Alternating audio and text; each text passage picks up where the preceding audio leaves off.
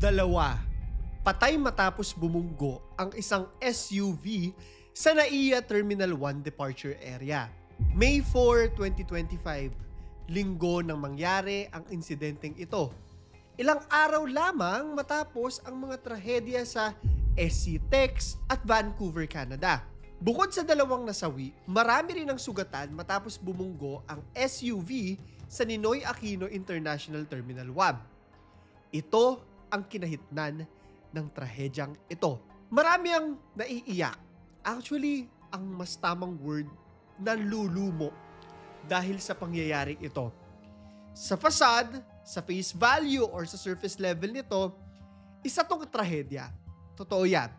Na wala kahit sino sa atin ang gustong mangyari. Pero marami ang susuri sa kwentong ito. At lalabas yung katanungan na resulta ba ito ng korupsyon? You may ask. Kuya Claro, paano? Clearly, aksidente to. Totoo, aksidente siya. But it would have to do with this thing na tinatawag nilang bollard. Ayan yung bollard. Honestly, habang binabasa ko po to, yung mga natutunan nila tungkol dyan sa bollard na yan, napagano na lang talaga ako kasi tama sila. Pero kung ano man yan, gusto ko na pakinggan nyo muna ang buong kwento. Ano yung nangyari? Paano ito nangyari? At bakit ito nangyari? And ultimately, sasagutin natin yung katanungan. Resulta ba ito ng korupsyon? Ang kwento natin ngayong gabi ay korupsyon o aksidente. Ang trahedya sa NAIA Terminal 1. Anak ko yan!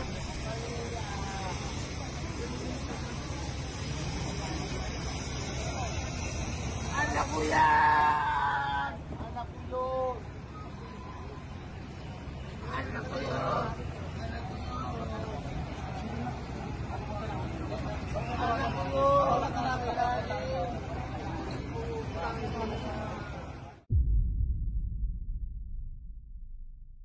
Nakakadurog po talaga ng puso. Pinag-usapan namin ng editor ko to. Nakakaiyak yung mga footages po. Lalong-lalo na yung naulila nung isa sa mga biktima sa kwentong ito. Sa totoo lang, napakahirap pong panoorin at kung makikita nyo yung mga comments po talaga online, generally, ang bigat sa puso. Lahat sila parang naa-absorb talaga yung lungkot mula dun sa pag-iyak. Yun yung, ay grabe. Ito yung kabuuan ng pangyayari. So 8:55 daw ng umaga, merong isang itim na SUV yung bigla-biglang nag-crash sa outer railing ng departure area ng NAIA Terminal 1. So ito yung mga larawan niya. Ngayon, matapos itong mag-crash doon sa railings nga, dumiretso ito sa daanan o walkway doon malapit sa entrance. Dahilan para mabunggurin nito yung isang part ng mga pintuan. Ito ngayon yung malungkot na parte. Dahil hindi lang pintuan, hindi lang railings, yung mga nasagasaan, syempre, may nadamay din ng mga inosenteng tao. Ayon sa Department of Transportation, yung mga fatalities sa trahedyang ito ay number 1, isa pong 29-year-old na lalaki at pangalawa, isang 4 years old na bata. Grabe! Hindi ko na po ipapakita out of respect sa kanila. Hindi ko na po ipapakita yung kanilang pagkakakilanlan pero ikukwento ko po sa inyo yung backstory nila. Dahil kumbaga, parang aral siya Yun yung naaano ko sa mga ganitong klase ng kwento. Aral na isang iglap talaga, yung mga taong mahal natin, maaaring mawala talaga ng walang paalam. Paulit-ulit ko tong sinasabi po, no? Ang mas importante pang aral dito, na kapag hawak mo ang manibela, hawak mo rin yung buhay ng mga tao. Mga taong nakasakay sa loob ng sasakyan mo at yung mga tao na nasa harapan ng sasakyan mo. The victim's stories. 4-year-old victim. So siya ay anak ng isang OFW. If nanonood po kayo, ipinaaabot ko po yung aking pakikiramay. Nakita ko kasi yung footage talaga. And clearly yung bata is someone that was really loved. Balik natin. So siya ay isang OFW. Nung ini-interview siya, sabi niya, Kaya po ako nag-iibang bansa para po sa kanilang dalawa, tapos ganun po yung mangyayari.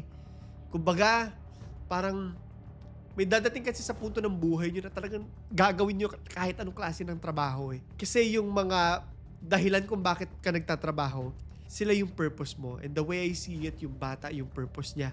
At kung mawala yung purpose mo, ano pa? Diba? Imagine nyo lang yung pain niya. Imagine pa lang naiyak na ako.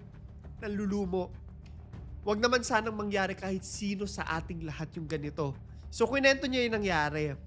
Yung bata raw, kasama yung mga lolo, lola, I think may mga pinsan or pamangkin pa niya, no? Para ihatid nga siya doon sa airport. Sabi niya, 15 minutes daw, matapos siyang dumating ng NAIA, bigla lang siyang may narinig na tunog. Boom! Ito na pala yung pagbunggo noong SUV. Ngayon sabi niya, katext ko po yung asawa ko niyan. Parang kinutuban daw siya kasi hindi nagre-reply.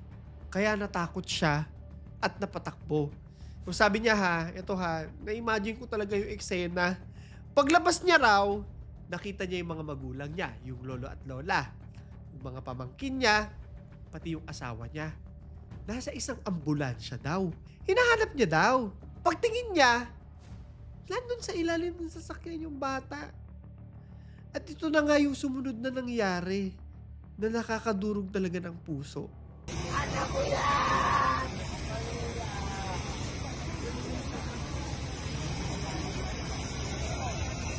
Anak ko yan! Anak ko yun! Anak ko yun!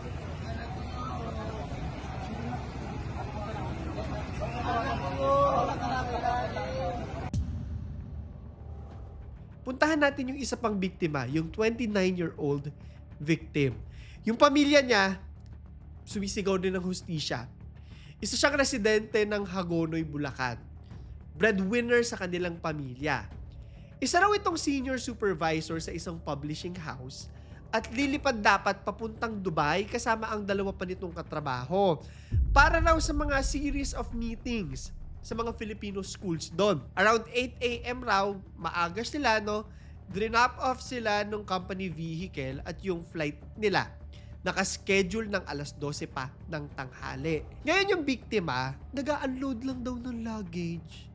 Tapos, kukuha lang dapat ng pushcart nang biglang nasagasaan na rin siya. Nakita na lang din nila, nakaipit na raw sa ilalim ng sasakyan. Grabe. Ito ngayon yung reklamo ng pamilya nila, no? Binabasa ko po yung interviews nila at ayon sa kanila, allegedly po ay hindi agad ito nakatanggap ng tulong medikal.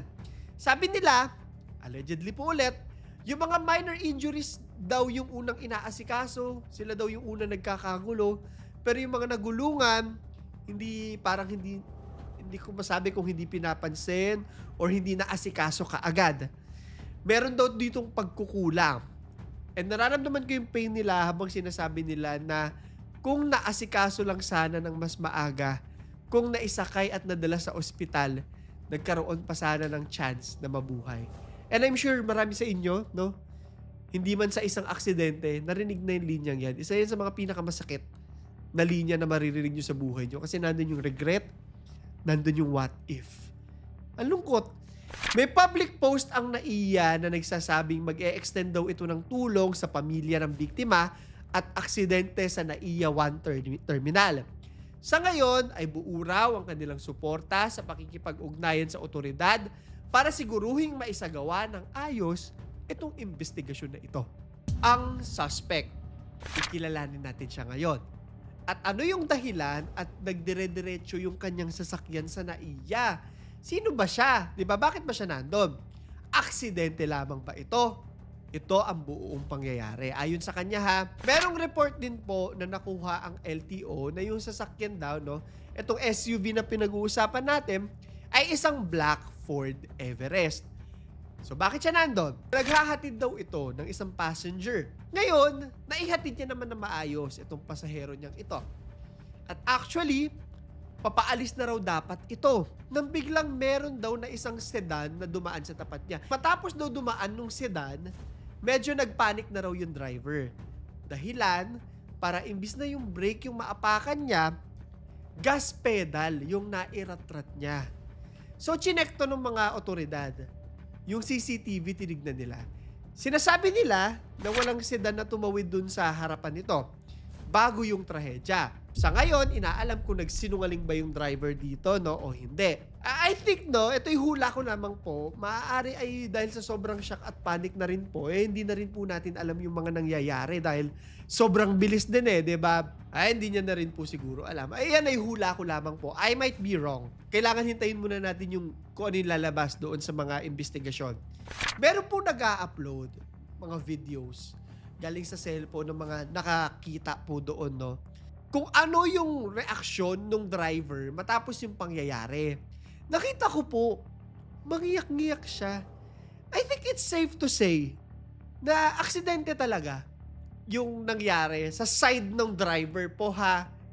Again, inuulit ko, meron pong mas malalim na side ng kwentong to. Pero sa side ng driver, I'm assuming na aksidente talaga siya. After all, napadaan lang naman po talaga siya dito. Nag-drop lang siya ng pasahero at hindi niya rin naman kilala yung mga biktima. So, I might be wrong, pero kailangan pa nating hintayin yung investigasyon. Pero syempre, bilang driver po, no, kahit na aksidente po ito, kasalanan niya pa rin po talaga. Ito, ikaw ang nagmamaneho di ba? Ikaw ang may responsibilidad. Nakakalungkot, however, at the end of the day, wala po talagang may gusto nito. Sa totoo lang, kung makikita po natin yung mga komento, karamihan sa kanila, sinasabi na hindi ganun yung galit nila sa driver. Naniniwala rin sila, karamihan. Although may mga ilang nagagalit po, no? Pero naniniwala silang aksidente at hindi ito sadya. Pero syempre, ulit ko lang din po na dapat siyang managot dito. Ito na ngayon yung importanteng pag-uusapan natin sa episode natin ngayong gabi. Yung bollard na tinatawag. Siya yung masisilip dito sa kwentong ito. Kung makikita nyo po lahat ng post, eto yung tinuturo. Lahat sila. Eto yung napansin. Sabi ko nga, at face value, isa tong trahedya. Totoo. Pero kung tatanggalin natin yung mga layers nito at sisilipin natin ng mas malalim pa, na ang trahedya, maaari po, ay isang totoong kwento pala ng korupsyon, ng kawalang pakialam ng mga taong nasa otoridad. Iiwan ko po sa inyo ang kasagutan sa tanong na ito. Hindi ako makapagsasabi sa inyo niyan. Alam ko na matalino kayo at gusto kong gamitin ninyo yung inyong pag-iisip sa topic natin ngayong gabi. At i-comment nyo, isa ba tong aksidente? O isa ba tong kwento ng kapabayaan at korupsyon? Bakit ganito ang mga katanungan? Uumpisahan natin. Eto, ngayon, yung bollard na tinatawag. Sa totoo lang ha, hindi po talaga ako familiar dito or sa purpose nito. And I'm sure marami sa inyo yung katulad ko din. So gumawa tayo ng isang simpleng Google search. Sabi dito, a bollard is a short, sturdy, vertical post. It's used for various purposes. Kagaya na lang daw ng pag-mooring boats, controlling road traffic, and preventing vehicles from colliding with pedestrians or structures. Yan yung importante sa kwento natin ngayong gabi. In other words, it can be thought of as a type of post or barrier. Isang barrier, no? Para mas malinawan kayo, merong gumawa ng post sa Facebook, 2 picture. Ayan yung isang tumama sa bollard at isang yung nangyari doon sa NAIA. The bollard that fell down and didn't stop the SUV that killed 2 people shows what the Philippines is like today. Sabi niya, things are supposed to keep us safe, but they're weak or broken.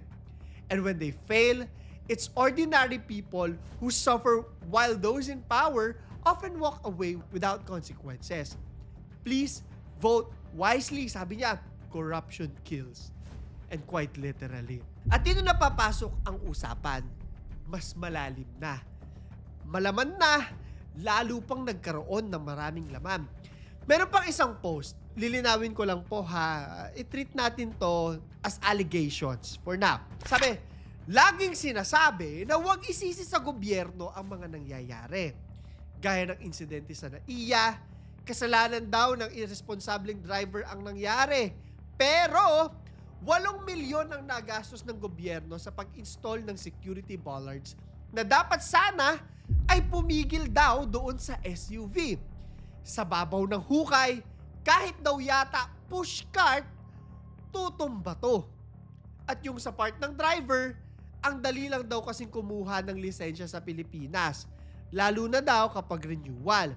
Kahit hindi mo alam ang mga batas trapiko, basta may pambayad ka sa fixer or sa sasagot ng online exam para sa'yo, instant, 10 years validity. Totoo yan. Ilang inosenteng buhay pa ba ang kailangang mawala bago natin ma-realize na nakakamatay ang korupsyon? Ganito ang mga klase ng kritisismong natatanggap ngayon ng isyong ito.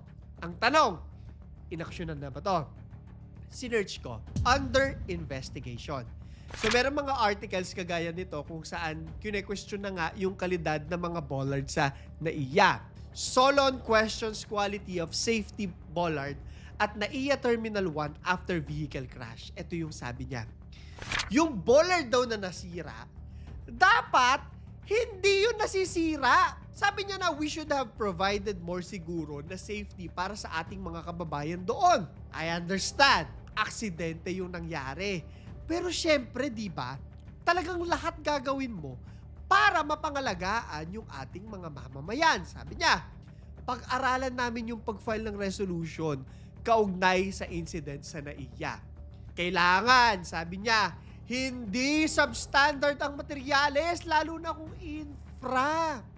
Kasi man-made calamity siya. Yun daw yung nangyari. So ang krisis, papasanin ng mga mamamayan natin. Napakadelikado raw noon. So ayan, nasisilip na. Ang tanong, aaksyonan ba? Sabi sa isang article, DOTR, MIAA, SMC to investigate NAIA bollards after SUV crash. Apparently, iniimbestigahan na siya. Pero kung ano man po yung kahihinatnan ng investigasyong ito, sa ngayon po, wala pa po ako nakikitang balita kung sino yung ipipinpoint nila na mali dito. Wala pa po. Opisyal ha.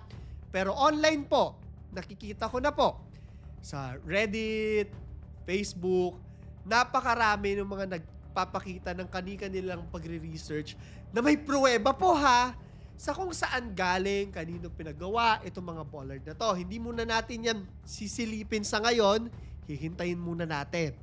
Actually lahat, lawmakers, politiko, critics, generally, sinasabi talaga nila na at fault itong bollard. Kasi bumigay nga siya, na hindi nga dapat, di ba?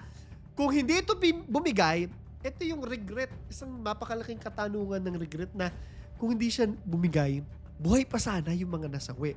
Meron pa po akong nakita. Mapapaisip ka eh. Sabi ng isang social media personality at lawyer na si Alman Nahar Namla, because somewhere along the way, ang bigat nito, profit was placed above safety. Inuna raw. Yung kumita muna kaysa sa safety. Materials may have been substandard. Installation may have been rushed. Inspections may have been skipped.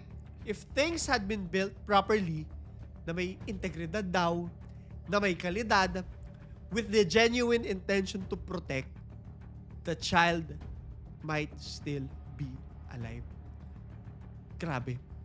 Naniniwala ba kayo sa sinabi niyang ito? The aftermath. Unang-una dyan, silipin po natin yung driver. 47 years old na pala siya.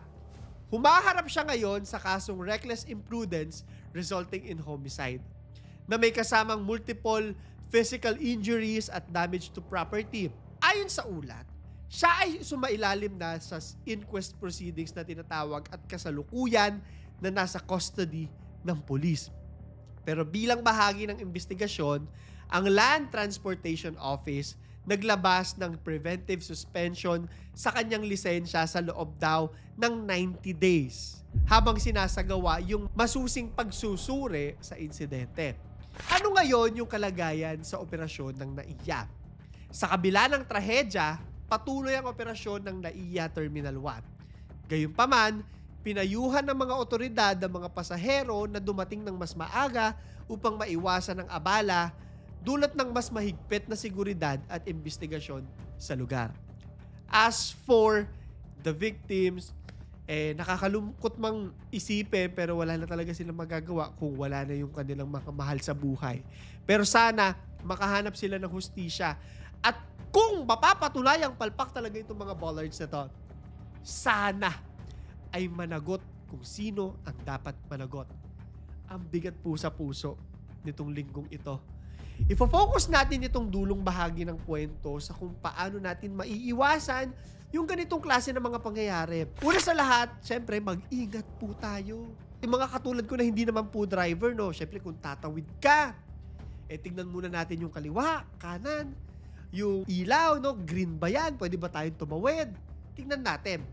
Siguraduhin natin na lagi tayong sumusunod sa batas trapiko kahit hindi tayo driver. Para sa mga driver naman, mag-isip ng maraming ulit. Kung meron ba tayong kapasidad na magmaneho. Kung roadworthy ba yung sasakyan na ating minamaneho. As for the corruption aspect of this story, I would really hate to be political sa ating kwento ngayong gabi. No, pasensya na po kayo kung minsan ay nagbibigay na ko ng masugbong opinion ko. But we should always question. Laging dapat nagtatanong tayo, no? Kahit pa sinusuportahan natin ang isang politiko, kailangang tanungin natin sila at maghahanap ng tamang kasagutan. That being said, ngayong papalapit na po ang botohan, bumoto tayo ng tama. I-research natin maigi. May history ba sila ng korupsyon? Maayos ba yung mga naiisip sa papatupad nilang mga batas? Hindi yung basta-basta lang kasi sikat, kasi nakikita natin sa TV, kasi pamilya ng ganito, kasi sabi ng mama at papa mo, di ba? Talamak po talaga ang korupsyon. Hindi lang sa NAIA may substandard na infrastructure. Kamakailan lang, di ba? Merong nagibang tulay. Ganon. Ngayon, tayo mga nagbabayad ng tax po, ubus-ubus na yung mga pera natin. At sa mga susunod na linggo, buwan, nakita ko may mga matatax na naman tayo ng mas matataas. Tapos, yung mga binabayad natin, hindi natin alam kung saan talaga napupunta. Isipin nyo yun. Sana magalit kayo. Sana isipin yung maigi. Anyway, what else can be said about this story? And as much as we should hold these people accountable, ang seguridad po ay hindi lang responsibilidad ng isang ahensya, no, ng mga driver, kung hindi ito isang kolektibong tungkulin ng pamahalaan, private operators, tayo mismo mga simpleng mamamayan. Kailangan syempre ng mga matibay na pulisiya, teknolohiya, at disiplina upang tunay na maging ligtas ang bawat paglalakbay. Ito po yung katanungan ko sa inyo. Huwag nyo kalimutan na mag-like, subscribe at notification bell para sa ating 1,000 GCash giveaway. Naniniwala ba kayo na itong trahedya sa NAIA ay resulta ng korupsyon na nakaapekto sa kalidad ng bollard? Pag-isipan yung maigi at i-comment nyo sa ilalim. So yun lamang po. Ito si Clara III at ito ang aking kwento.